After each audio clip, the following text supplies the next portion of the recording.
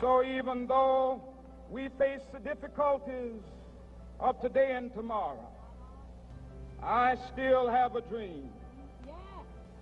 I have a dream that one day this nation will rise up and live out the true meaning of its creed, that all men are created equal.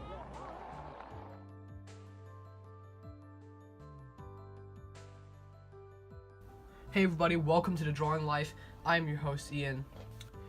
And today we celebrate Martin Luther King Jr. Day, and it has been observed since 1986, I believe.